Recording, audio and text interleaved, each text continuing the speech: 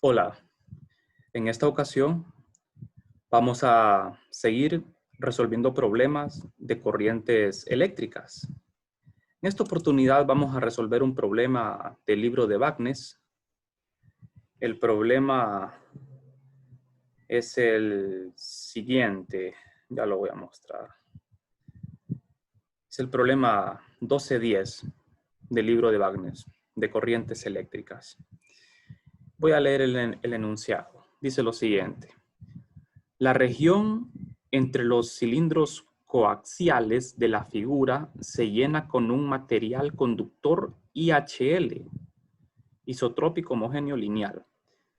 Si se aplica una diferencia de potencial delta phi entre los cilindros, encontrar la corriente entre los cilindros para una longitud L del sistema. Bien, entonces aquí con el cursor estoy señalando la figura que nos brinda el ejercicio. Son cilindros coaxiales. Estos cilindros pertenecen al ejercicio, al ejercicio del libro, al capítulo 6, donde estudiamos capacitancia, la figura 612. Entonces, si ustedes se pueden ir a ese problema 612, ahí van a ver esta figura. Es un capacitor cilíndrico de placas cilíndricas, de manera que estas dos placas son conductoras. Tenemos el cilindro interior de radio A y un cilindro exterior hueco que tiene radio interno B y radio externo C. Entonces, lo que está sombreado en gris son los dos conductores cilíndricos. Entonces, a estos dos conductores cilíndricos infinitamente largos, se le va a aplicar una diferencia de potencial, que el problema ya la da, delta phi. Esto ya es un dato que nos brinda el ejercicio. Al leer el problema pareciera que no se nos brinda mucha información, porque solo me están dando la diferencia de potencial. Y lo que se me pide es encontrar la corriente eléctrica entre los cilindros. O sea, en esta región blanca, la región que está vacía. Originalmente la región que aparece en blanco, esta región está vacía. Pero en este caso, esa región que está vacía, en medio de los dos cilindros, la vamos a rellenar con un conductor IHL. Y al estar rellena con un conductor, vamos a aplicar una diferencia de potencial entre los cilindros para activar lo que es un campo eléctrico. Al activar un campo eléctrico, obviamente va a haber un flujo de carga, una corriente. Entonces, en el problema, de forma implícita, hay varia información que se nos está brindando. Por ejemplo, se nos dice que el conductor es IHL, y cuando me dicen que un conductor es IHL, ya sabemos de que la conductividad eléctrica va a ser una constante, que simplemente la vamos a anotar. Y para una longitud L del sistema, ¿a qué se refieren con esto? Los cilindros son infinitamente largos. Entonces no podemos hacer cálculos para un sistema infinito porque vamos a tener cantidades infinitas, por ejemplo, fuerzas infinitas, energías infinitas, y eso es imposible. Entonces tenemos que cortar estos cilindros infinitos a una longitud L. Entonces, vamos a ver, aquí tenemos otro panorama del problema. Este es un corte transversal del sistema, de los dos cilindros. Entonces tenemos un cilindro grande, hueco, y un cilindro interno de radio A. Y la región que aparece en blanca es la región donde aquí ya hemos introducido el material conductor IHL. Por eso colocamos la conductividad. No confundir esta conductividad con densidad de carga, porque se usa el mismo símbolo. Cuando es densidad de carga, se le coloca un símbolo, un subíndice CH por carga en inglés. Entonces, vamos a ver, como el conductor es IHL, ya tenemos la conductividad eléctrica. Ya tenemos la conductividad eléctrica sigma. Esta es el símbolo para la conductividad, que es una constante en este caso. ¿Por qué es una constante? Porque es IHL. Si no fuese IHL, esto sería variable. Por ejemplo, si solo fuese isotrópico y lineal, si quitamos la H de aquí, esta ya sería variable, dependería de la posición. Porque hay conductores que son IL, isotrópicos y lineales. que no son homogéneos. Al ser homogéneos, entonces esta sigma se convierte en una constante. Entonces, cuando me dicen a mí material IHL, ya sabemos de que me están dando la constante conductividad. Bueno, entonces, aquí se nos presenta esta figura un poquito más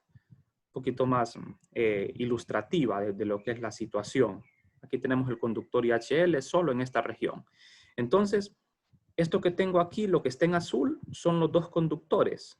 O sea que todo lo que hay en este sistema es conductor. El cilindro interior es un conductor. El cilindro exterior es otro conductor. Y lo que está en medio de ellos es otro conductor. Pero lo que sucede es lo siguiente. La diferencia de potencial se le va a aplicar a los cilindros interior y exterior, de manera que al aplicar la diferencia de potencial, o sea, conectando una batería al cilindro interior y exterior, vamos a activar lo que es un campo eléctrico en la región entre ellos, y ese campo eléctrico va a hacer pasar una corriente a través del conductor que está en medio de los cilindros. ¿Cómo es posible eso? Porque lo que está en medio de los cilindros es un conductor. ¿A qué se refiere eso? Que este material tiene cargas libres. Pero ¿qué pasa? Si los cilindros no tienen una diferencia de potencial, no van a tener un campo eléctrico. Entonces el sistema está en equilibrio estático. ¿Qué pasa entonces cuando se conectan estos dos cilindros a una batería y se establece una diferencia de potencial, delta phi? Entonces, inmediatamente se activa un campo eléctrico y las cargas de este conductor IHL comienzan a moverse en la dirección del campo eléctrico, generando así lo que es una corriente eléctrica. Entonces va a haber un flujo de carga del cilindro interior al cilindro exterior. ¿Por qué lo digo así? Porque ya de 321 ustedes aprendieron de que cuando yo tengo un capacitor cilíndrico o esférico, o sea, hay capacitores de placas paralelas, de placas cilíndricas y de placas esféricas. Este capacitor que tengo aquí es un capacitor de placas cilíndricas, de manera que por costumbre siempre decimos de que el conductor interior está cargado positivamente y el conductor exterior negativamente, o sea que la superficie de la placa del cilindro interior va a estar positivo y la superficie del cilindro interior de radio B va a estar negativo. Entonces las cargas van a fluir del potencial más alto al potencial menor. Bueno, entonces, comencemos con la matemática del problema. La corriente la debemos calcular a partir de la relación entre corriente y densidad de corriente volumétrica. Esta relación ya la estudiamos a fondo en el capítulo. La definición de corriente es carga entre tiempo, pero la corriente yo la puedo expresar relacionándola con la densidad J o la densidad K. Cuando yo escribo la corriente eléctrica en función de la densidad J, la escribo así. ¿Qué me está diciendo este integral? Estoy integrando en una superficie que es abierta. Puede ser que la superficie sea cerrada o abierta, porque recuerden que la J, que es la densidad volumétrica, se define como corriente atravesando un área transversal. Entonces, la corriente es la integral de J.dda, donde este vector dda es un vector normal a la superficie que la carga que las corrientes están atravesando. Ahora, vamos a ver, también tenemos que hacer uso de la ley de Ohm en forma microscópica, de esta relación que se cumple para materiales óhmicos. De modo que debemos primero calcular el campo eléctrico entre los cilindros con ayuda de la ley de Gauss. O sea, vamos a calcular corriente, la corriente que está atravesando ese conductor IHL, la corriente que fluye entre los dos cilindros. Ahora, pero voy a retroceder. Vamos a ver. ¿Cómo va a fluir esa corriente? Una vez establecida la diferencia de potencial, la corriente va a fluir del cilindro interior al cilindro exterior. O sea, va a fluir en la dirección de ρ, ya sea de ρ positivo o ρ negativo, pero en este caso ya dijimos de que por tradición la carga va a fluir del radio A al radio B, o sea, de la placa positiva a la negativa, porque siempre se toma por tradición que la placa positiva es la que está adentro y la placa negativa es la que está aquí. Placa, no son placas, son superficies cilíndricas, pero entre comillas se le llama placas, capacitor de placas cilíndricas. Bueno, entonces la corriente, ¿qué superficie va a atravesar la corriente? La corriente, al pasar a través de este conductor, la corriente va a atravesar una superficie que es cilíndrica. Una superficie cilíndrica, porque la corriente solo va a fluir en la dirección de ρ. Es un cilindro, vamos a usar coordenadas cilíndricas, de manera que la corriente solo va a tener dirección de ρ. No va a fluir en Z ni en φ, sino que solo en ρ, del cilindro interno al cilindro externo. Entonces, ya sabemos de que J lo vamos a integrar en una superficie cilíndrica. Un cilindro tiene 3 superficies. 2 superficies transversales y una superficie lateral. La superficie lateral es la superficie curva. Y las 2 superficies transversales, que son las tapaderas. Las tapaderas de un cilindro son 2 círculos. Y la superficie lateral es una lámina que está doblada formando un cilindro. Entonces, esa superficie lateral cilíndrica es la que va a atravesar la corriente. ¿De acuerdo? O sea, en la dirección de ρ. El problema es un poquito largo porque tenemos que hacer varios cálculos. No podemos simplemente resolver este integral para encontrar I. Hay que hacer más que eso. Entonces, primero, como sabemos de que el conductor es CHL, el material que está ahí adentro es un material óhmico. Óhmico significa que obedece la ley de Ohm. O sea que podemos usar esta relación en forma microscópica. Entonces, vamos a sustituir J aquí en la integral. Con la conductividad ya se conoce porque el material es CHL. Esto es una constante. El campo eléctrico tendríamos que calcularlo mediante otro método. Y ese método es la ley de Gauss. Entonces, vamos a calcular el campo primero. El campo eléctrico lo calculamos con ayuda de la ley de Gauss, que es esto que está aquí. La carga encerrada no la conocemos. Recuerden que ese sistema cilíndrico es como un capacitor. Y un capacitor tiene una carga que ya está establecida. Esa carga que tiene ese capacitor, tanto la placa, el cilindro interior como el cilindro exterior, están a la misma carga, solo que de signo opuesto, pero esa carga no se conoce. Entonces, al resolver para el campo de la ley de Gauss, yo no podría encontrar el campo porque me quedaría indefinido, no conozco la carga, pero de igual modo lo vamos a hacer. Vamos a hacerlo para luego aplicar otro método. Vamos a ver entonces. Por la simetría del problema, es una simetría cilíndrica. Vamos a ver una figura antes de ver estos cálculos. Lo que tenemos, una vista del sistema, el cilindro puesto vertical. Tenemos un sistema cilíndrico, le hemos hecho un corte porque los cilindros son infinitos.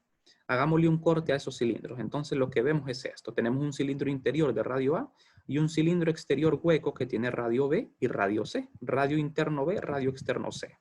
Entonces, para encontrar el campo eléctrico en medio, en la región entre ellos, fíjense que para encontrar ese campo eléctrico, al encontrar el campo eléctrico en esta región blanca, la región que está, vamos a suponer de que la región está vacía. Porque lo que nos interesa es calcular el campo que existe en medio de las dos placas del capacitor. De manera que por ahora me olvido del conductor IHL que está aquí en medio. Por ahora solo me preocupo por calcular el campo eléctrico, como si esto estuviese vacío. Después de calcular el campo, nosotros introducimos el material conductor y como ya está activado el campo, ya podríamos encontrar la corriente. Entonces, vamos a hacer uso de una superficie gaussiana cilíndrica imaginaria. Esta superficie en rojo que está aquí. Esta es la superficie gaussiana. Una superficie imaginaria. Esta superficie gaussiana la colocamos aquí en la región en medio de los dos cilindros. Esta superficie tiene que ser concéntrica porque los cilindros son coaxiales. Tienen un eje en común, el eje Z. Entonces, la superficie gaussiana tiene que ser concéntrica. Tiene que tener al eje Z también como el eje común. Entonces, la superficie por la simetría cilíndrica, nosotros ya sabemos de que el campo eléctrico solo va a tener componente ρ, no va a tener componente z ni φ. Simetría cilíndrica se explicó en 321, así que no vamos a hacer énfasis en eso. Entonces el campo eléctrico ya sabemos de que va a apuntar en la dirección de ρ, entonces voy a retroceder acá. Entonces el campo queda así, por simetría cilíndrica apunta en ρ. De manera que el diferencial de área es un diferencial que también apunta en la dirección de ρ, ρ unitario. Este diferencial de área es un diferencial que se coloca en la superficie imaginaria, apuntando en la dirección de ρ positivo, o sea, hacia afuera. Entonces, una vez teniendo esto, resolvemos la integral. ¿Vamos a integrar en dónde? Para la ley de Gauss. Vamos a integrar en la superficie imaginaria, en esta superficie roja. Pero solo vamos a integrar en la cara lateral, o sea, esta cara vertical. En las tapaderas circulares no integramos porque se cancela el campo. Esto tiene componente z positivo y z negativo, de manera que al sumarse se cancelan, entonces solo se integra en la superficie lateral. Entonces solo integramos en ρ. Bueno, entonces el d de A es ρ, d de phi, d de z. Este ρ, esta superficie gaussiana, tiene radio ρ arbitrario y altura L arbitraria. Esta misma altura L arbitraria es la que me sugiere el ejercicio. El ejercicio sugiere de que tomemos un pedazo L del conductor nada más. O sea que esta región, esta superficie gaussiana que yo elegí para encontrar el campo, es la misma superficie que me va a servir para encontrar la corriente eléctrica. Bueno, entonces, con ayuda de la ley de Gauss, nosotros resolvemos la integral y encontramos el campo despejando, pero el campo me queda indefinido porque la carga encerrada no se conoce. Entonces aquí no logré nada porque el campo me queda indeterminado, pero existe otra, por suerte, existe otra manera, otro método para poder expresar este campo en función de cantidades conocidas. Aquí lo que conocemos es L, ya está dado en el problema. Rho es una variable, pero esta carga no puede quedar aquí porque no la conocemos. Entonces, vamos a ver, ¿qué podríamos hacer para quitar esta carga? Entonces, lo que podemos hacer es calcular mediante la integral de camino del campo eléctrico. El delta phi ya está dado, es conocido del problema. Entonces yo recuerdo una ecuación que vimos en 321 para el tema de la capacitancia. Cuando nosotros integramos en un capacitor de cualquier geometría, nosotros cuando integramos para encontrar la diferencia de potencial entre las placas de un capacitor, se integra de la placa positiva a la placa negativa. Ya les dije de que por convenio se estableció que la placa positiva es la que está al mayor potencial y la negativa al menor potencial. Pero en todas las geometrías de los capacitores, tanto cilíndrico, esférico, en esas geometrías cilíndricas y esféricas, la placa positiva se toma como la placa interna y la placa negativa la placa externa. De manera que en este caso, el cilindro interior de radio A va a ser la placa positiva y el radio interno del cilindro grande, el radio B, aquí en la superficie de radio B, va a ser la placa negativa. Voy de lo positivo a lo negativo a través de una trayectoria lineal. Esta es una integral de línea. No confundir con la integral de la ley de Gauss, que es una integral de superficie. Esta es una integral de línea. Voy de la placa positiva a la negativa. Placa entre comillas, porque no son placas. Son superficies cilíndricas, pero siempre se le llama placas. Es la jerga que se utiliza, ¿verdad? En los capacitores. Bueno, entonces, la placa positiva tiene radio A, la placa negativa tiene radio B. Entonces, voy a integrar desde A hasta B, siguiendo un camino que puede ser arbitrario. No necesariamente tiene que ser en línea recta, porque el campo es conservativo. Entonces, sustituyo este campo que encontré con ayuda de la ley de Gauss acá, en la dirección de ρ. Y el DDS en coordenadas cilíndricas, el elemento de línea, es d de ρ en la dirección de ρ. porque es un elemento de línea. Esta línea es una línea que va de A a B. Bueno, entonces al hacer el producto punto rho, esto es 1. Y todo lo que es constante aquí lo puedo sacar. La carga, 2pi por L entre epsilon sub 0. Y me queda esta integral. El resultado de esto es un logaritmo. Una vez evaluado es el logaritmo natural de B sobre A, aplicando de una vez la ley de los logaritmos. Entonces, aquí tengo que la diferencia de potencial es esto. Ahora, aquí quedó la carga. Esta carga es desconocida. A y B ya se conocen. A y B son constantes, son los radios de los cilindros. L ya está dado en el problema, o sea que de aquí, con este método, yo lo que hice fue encontrar la carga. Con esto encontramos la carga por despeje. Despejo para la carga de esa expresión y la carga queda en función de cantidades conocidas, como ser longitud L, delta phi, que es la diferencia potencial entre las placas del cilindro, y B y A, logaritmo natural de B sobre A, donde B y A son conocidos. O sea que todo esto, la carga ya se conoce. Ahora, de esta manera podemos expresar el campo eléctrico en términos de cantidades conocidas. Si yo en la expresión del campo eléctrico ahora sustituyo la carga, entonces ya el campo eléctrico queda determinado. El campo eléctrico me va a quedar, entonces, sustituyendo esta carga encerrada aquí.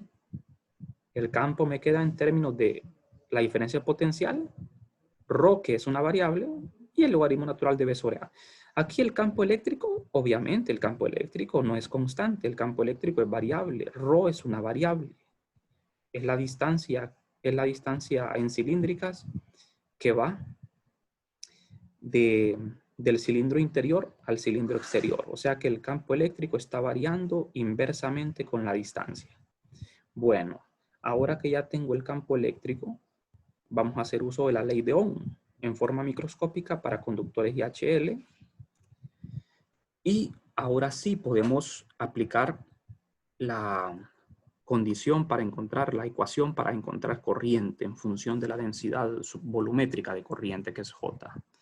Entonces, integramos J a través de una superficie que es abierta. ¿Por qué es abierta la superficie? Porque esa superficie está limitada por una curva. La superficie sobre la que vamos a integrar para encontrar J es la misma superficie gaussiana. Voy a retroceder. La superficie que va a atravesar la corriente es la superficie lateral de este cilindro. Este es un cilindro imaginario usado para calcular el campo con la ley de Gauss, y este mismo cilindro lo vamos a utilizar también para calcular corriente. O sea que este cilindro, cuando se coloca aquí dentro en el área en medio de los dos cilindros, esta superficie lateral es la que va a atravesar la carga cuando se esté moviendo del cilindro interno al cilindro externo. Entonces J, que es un vector, y la corriente, que no es un vector, pero que apunta en la dirección de J, tanto la corriente como el vector J van a atravesar la superficie lateral de este pequeño cilindro imaginario. Lo van a estar atravesando. O sea, las cargas van a estar fluyendo a través de la cara lateral de este cilindro. La carga no va a fluir a través de las áreas transversales. La carga solo va a fluir a través de la cara lateral. ¿De acuerdo? Porque la carga fluye del cilindro interno al externo. Entonces va a atravesar esta superficie cilíndrica que tiene al vector ρ como vector normal. Entonces, vámonos a los cálculos. Sustituimos en la integral J en función de la conductividad y el campo. La conductividad es una constante, así que puede salir. Y el campo eléctrico ya lo conocemos. Vamos a hacer una integral en una superficie, es una integral doble. Y aquí fíjense bien, estoy integrando sobre la misma superficie gaussiana.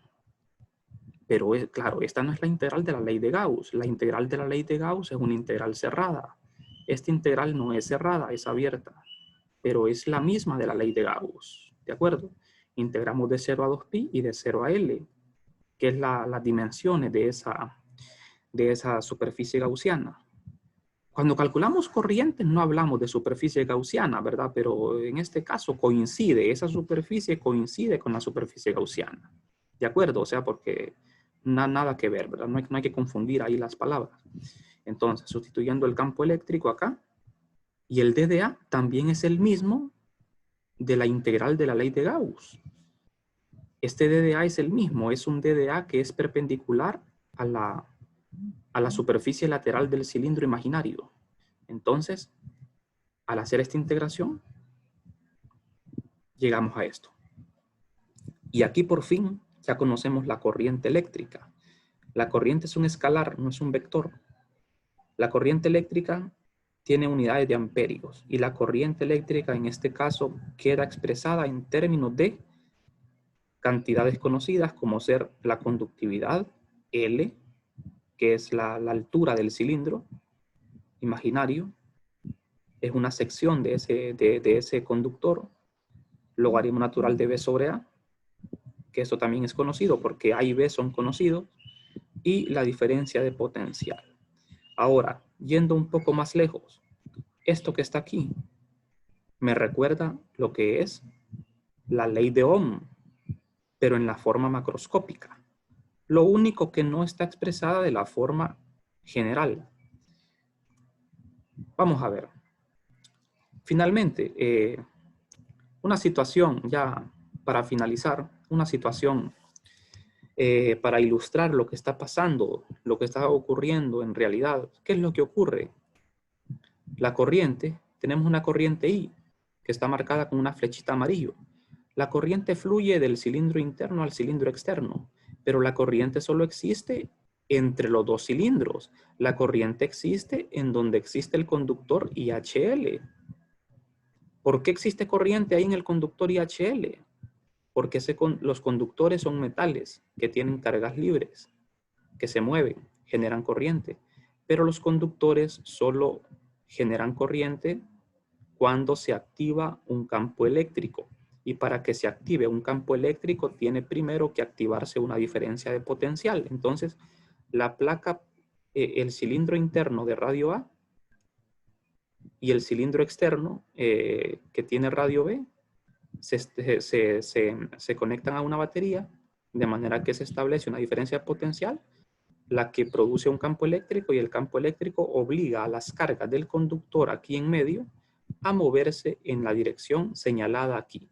La corriente I apunta en la misma dirección de la corriente, de la corriente J. J es un vector, I es un escalar, pero ambos van en la misma dirección, moviéndose del cilindro interno al cilindro externo, o sea, fluyendo en la dirección de ρ, en la dirección radial.